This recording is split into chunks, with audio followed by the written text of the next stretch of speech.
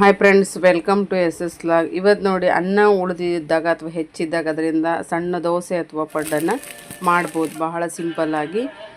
ಅನ್ನ ಮೆತ್ತಗಿದ್ರೆ ಹಾಗೆ ಸ್ಮ್ಯಾಶ್ ಮಾಡ್ಕೊಳ್ಳಿ, ಇಲ್ಲ ಸ್ವಲ್ಪ ಮಿಕ್ಸಿಗೆ ನೀರು ಹಾಕಿ ರುಬ್ಕೊಳ್ಳಿ.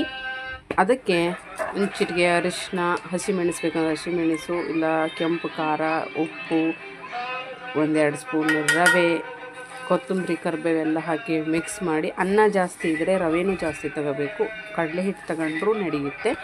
ಬೇಕಂದರೆ ಸ್ವಲ್ಪ ಮೊಸರು ಇದೆಲ್ಲ ಹಾಕ್ಕೊಂಡು ಚೆನ್ನಾಗಿ ಮಿಕ್ಸ್ ಮಾಡ್ಕೊಂಡು ಪಡ್ಡು ಕಾಯಕ್ಕಿಟ್ಟು ಅದಕ್ಕೆ ಏನು ಮಾಡಬೇಕು ಅಂದರೆ ಹಾಕಬೇಕು.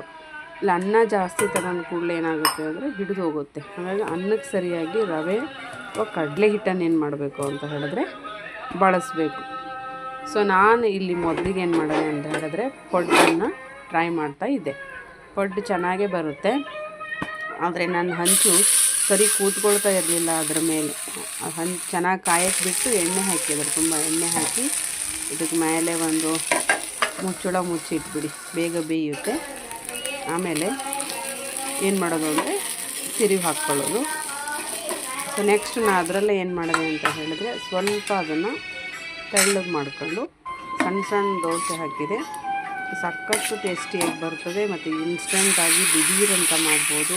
ಉಳಿದಿರೋ ಅನ್ನವನ್ನು ಹಾಳು ಮಾಡಿದ್ರೆ ಈ ಥರ ಬಳಸಿದರೆ ಎಲ್ಲರೂ ಖುಷಿಪಟ್ಟು ತಿಂತಾರೆ. ಒಂದು ರೆಸಿಪಿ ಆಗುತ್ತೆ.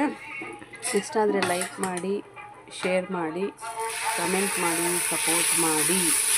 ಒಂದು ಸರಿ ನೀವು ಹಿಂಗೆ ಟ್ರೈ ಮಾಡಿ.